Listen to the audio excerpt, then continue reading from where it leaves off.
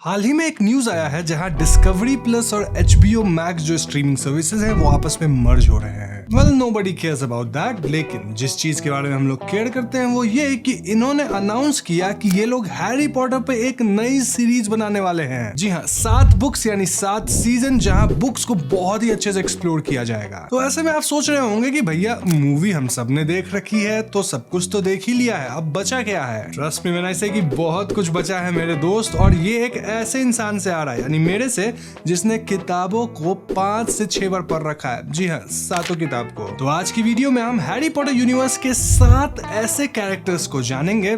7 इसलिए क्योंकि 7 बुक्स है, 7 वर्ड अच्छा लगता है इसलिए।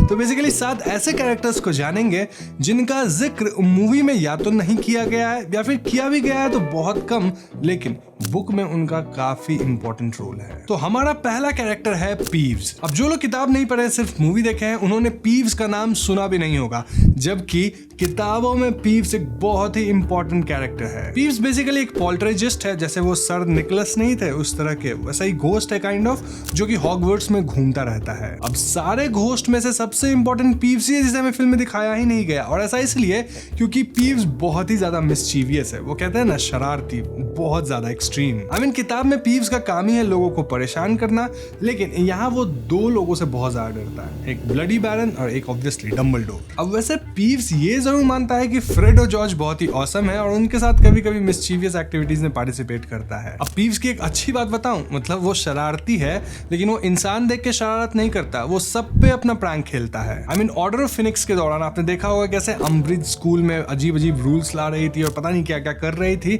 तो ऐसे में पीव्स अम्ब्रिज को भी बहुत ज्यादा परेशान करता था। Not only that, battle of Hogwarts में भी पीव्स वोल्डेमॉर्ट के खिलाफ लड़ा था। तो ऐसे में इंसान अच्छा है, जस्ट बदमाश बहुत है। ऐसे इंसान तो है ही नहीं, पोल्टरजाइस्ट है, तो जो आपको समझना है। एनीवेज, हमारी दूसरी कैरेक्टर है Rita Skeeter. I know Goblet of Fire में हमें रीटा स्केटर अच्छे से दिखी थी, लेकिन उसके बारे में जो सबसे इंपॉर्टेंट बात है वो हमें कभी फिल्म में बताई ही नहीं गई, बस उसे एज ए कॉमिक रिलीफ रखा गया था। तो हम सब जानते हैं कि रीटा स्केटर कैसी वाहियात जर्नलिस्ट है, लेकिन कभी क्या आपने सोचा कि वो न्यूज इकट्ठा कहां से कर लेती है? आई मीन हाँ, उसके जो बातें होती हैं वो 3/4 तो झूठी होती है, लेकिन ये जो झूठ होता है वो 1/4 कुछ सच बातों पे बेस होता है। तो ये सच बातें, सीक्रेट बातें वो लाती कहां से है? वेल, रीटा के जहरीली बातों को पता करने के पीछे का जो सीक्रेट है वो ये कि रीटा स्केटर एक एनिमैगस है जो कि अनरजिस्टर्ड है। अब जिन्हें एनिमैगस याद नहीं, उन्हें बता दूं कि ऐसे विजर्ड्स जो कि अपने आप को किसी तरह के जानवर में तब्दील कर पाते हैं, जैसे कि आपने प्रोफेसर मैकगोनागल को देखा होगा, वो बिल्ली में तब्दील हो जाती है। लेकिन जो भी एनिमैगस होता है उसे अपने आप को रजिस्टर करना होता है मिनिस्ट्री में,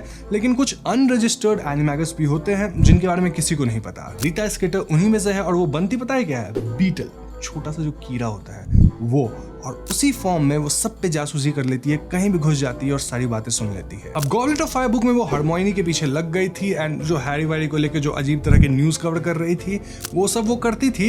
एंड हरमोइनी को शक होता है कि यार हम लोग जो प्राइवेटली बात करते हैं ये बात रीटा स्केटर को कैसे पता चल जाती है। तो बेसिकली वो हरमोइनी के साथ उल्टा सीधा कर रही थी, और भैया हरमोइनी के साथ कोई कुछ करे इस तरह का नखरा वो मुझे पसंद नहीं, हरमोइनी को भी पसंद नहीं है, क्योंकि हरमोइनी रीटा स्केटर को पकड़ ली। जी हाँ, वो रीटा स्केटर को उसके बीटल फॉर्म में पकड़ लेती है, एंड देन एक ग्लास जैसे जार काइंड ऑफ में डाल देती है, एंड उस पे अनब्रेकेबल चार्म लगा देती है, यानी कि रीटा स्केटर हो गई कैद। देन वो कसमे वादे रीटा स्केटर से खिला के उसे छोड़ देती है कि अब से हम पे रिपोर्ट मत करना, वरना बता देंगे मिनिस्ट्री में कि भैया तुम हो एनिमैगस और रजिस्टर नहीं की हो, याडा याडा। अब इस प्लॉट पॉइंट के अलावा भी रीटा स्केटर का आगे भी काफी रोल है, जहां 7th पार्ट में जाके वो काइंड ऑफ वोल्डेमॉर्ट के खिलाफ हो गई थी। तो ये सारी बातें हमें मूवी में बताई ही नहीं गई है, हमें बस दिखाया गया कि एक रिपोर्टर है जिसके पास एक जादुई पेन है जो कि फट फट फट फट लिखते रहता है, बस इतना ही था।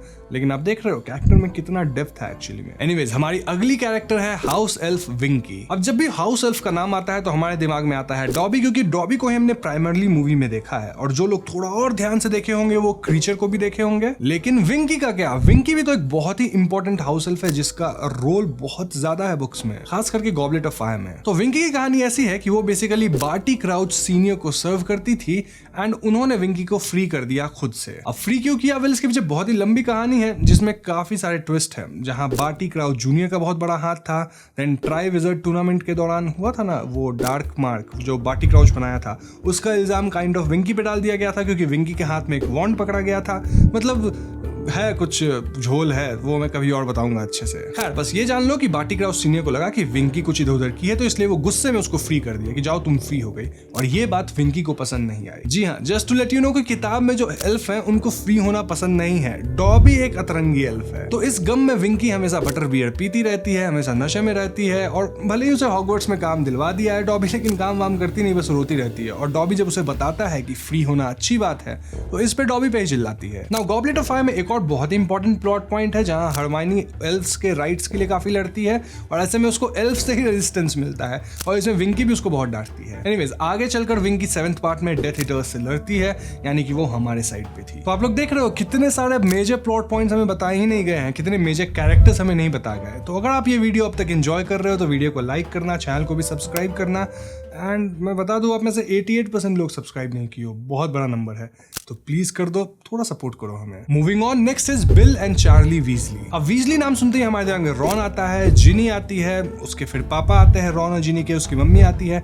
एंड पर्सी वीजली भी आता है, क्योंकि इन्हीं पे मूवीज में फोकस किया गया है। लेकिन रॉन के 2 बड़े भाई हैं जिनका नाम है बिल एंड चार्ली। अब बिल की शादी को हमने फिल्मों में देखा है जो फ्लेयर डेलाकॉर के साथ होती है, वो पक्का याद होगी तुमको, आई एम प्रीटी श्योर। लेकिन इसके अलावा विल के बारे में बहुत कुछ बताया नहीं गया है। इनफैक्ट हमें चार्ली के बारे में भी ज्यादा कुछ बताया नहीं गया। चार्ली रोमानिया में ड्रैगन्स के साथ काम करता है, वहीं अगर बिल की बात की जाए तो वो ग्रिंगॉट्स जो विजिटिंग बैंक है उसमें एज ए कर्स ब्रेकर काम करता है। चार्ली कभी शादी नहीं किया तो उसके कभी बच्चे भी नहीं हुए, वहीं बिल की शादी हुई, लेकिन मैं आपको बता दूं कि बिल को ग्रेबैक काइंड ऑफ अटैक कर दिया था। अब भले ही इससे बिल वेयरवुल्फ नहीं बन पाया, मतलब नहीं बन पाया, नहीं बोलना चाहिए, नहीं बना फॉर्चुनेटली, बट हाँ उसमें ट्रेड्स थोड़े बहुत आ गए थे। ये दोनों फाइनल बैटल में लड़े और सर्वाइव भी किए। और ऐसे में आपको बता दूं कि ग्रेबैक के बारे में भी हमें ज्यादा बताया नहीं गया है मूवीज में, बट बुक में काफी कुछ है। बट हाँ मूवी में उसके बारे में थोड़ा बहुत तो एटलीस्ट बताया गया है, तो उसका कभी और बात करेंगे। Anyways next up is professor फ्रीन्स। तो फ्रीन्स एक सेंटोर है जिन्हें हमने फर्स्ट मूवी में देखा था, जो कि हैरी को बचाते हैं फॉरबिडन फॉरेस्ट के अंदर। लेकिन फ्रीन्स का काम बस इतना ही नहीं था। जी हाँ, उनका बहुत ही बड़ा रोल है आगे चल के। तो 5th ईयर में यानी कि ऑर्डर ऑफ फिनिक्स बुक में जब अम्ब्रिज पागल हो चुकी थी और वो प्रोफेसर ट्रिलॉनी को हटा दी थी डिविनिटी पढ़ाने से, तो उस टाइम डम्बलडोर अपॉइंट करते हैं फ्रीन्स को डिविनेशन पढ़ाने के लिए।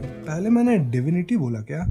नहीं, डिविनेशन है। अब आपको पता ही होगा कि अम्ब्रिज को सेंटोर से सब पसंद है नहीं, तो फ्रीन्स के आने से वो और तो ज्यादा गुस्सा हो गई थी। नाउ फ्रीन्स के हॉगवर्ट्स में पढ़ाने से सिर्फ अम्ब्रिज ही अपसेट नहीं थी, बल्कि उसके जो कम्युनिटी के सेंटोर्स थे वो लोग भी अपसेट थे, क्योंकि वो लोग ह्यूमन इंटरेक्शन को बहुत अप्रिशिएट नहीं करते हैं। इनफैक्ट अपसेट बहुत छोटा वर्ड है, क्योंकि वो लोग फ्रीन्स को मारना चाहते थे, वो तो हैग्रिड बीच में आ गया, वरना मार भी देते हैं। अब ट्रिलॉनी के वापस आने के बाद भी फ्रीन्स हॉगवर्ट्स में पढ़ाते रहे, मतलब एज ए डिविनेशन टीचर, दोनों मिलकर पढ़ाते हैं आगे भी। नाउ अगला कैरेक्टर है प्रोफेसर बिन्स, जिसे हम मूवी में देखे ही नहीं हैं। ऐसा शायद इसलिए क्योंकि प्रोफेसर बिन्स का जो कैरेक्टर है वो एकदम बोरिंग कैरेक्टर है। लाइक बुक में भी ऐसा ही लिखा गया है कि इससे बोरिंग कुछ हो ही नहीं सकता है। वो बेसिकली हिस्ट्री ऑफ मैजिक पढ़ाते हैं, और वो इतने बोरिंग कैरेक्टर है कि एक दिन चेयर पे बैठे बैठे वो मर गए और उनको पता भी नहीं चला कि वो मर गए, और नेक्स्ट डे वो घोस्ट के रूप में क्लास लेने आ गए। जी हाँ, तो अभी फिलहाल उनका घोस्ट इस क्लास को लेता है हिस्ट्री ऑफ मैजिक, और वो लिटरली बुक का रीडिंग मारते हैं। लिटरली रीडिंग, कोई कुछ नहीं, कोई बच्चा कुछ कर रहा है, क्या कर रहा है उनसे किसी को कोई मतलब नहीं है, एकदम बोरिंग सा क्लास। वैसे मुझे लगता है कि उनका बोरिंग होना इसको एक फनी वे में मूवी में दिखाया जा सकता था, तो कह सकते हैं अपॉर्चुनिटी मिस्ड। अब याद है आपको 2nd पार्ट में मूवी के, जहां पे प्रोफेसर मैकगोनागल बताती है चेंबर ऑफ सीक्रेट्स के बारे में? वेल किताब में ऐसा कुछ हुआ ही नहीं था।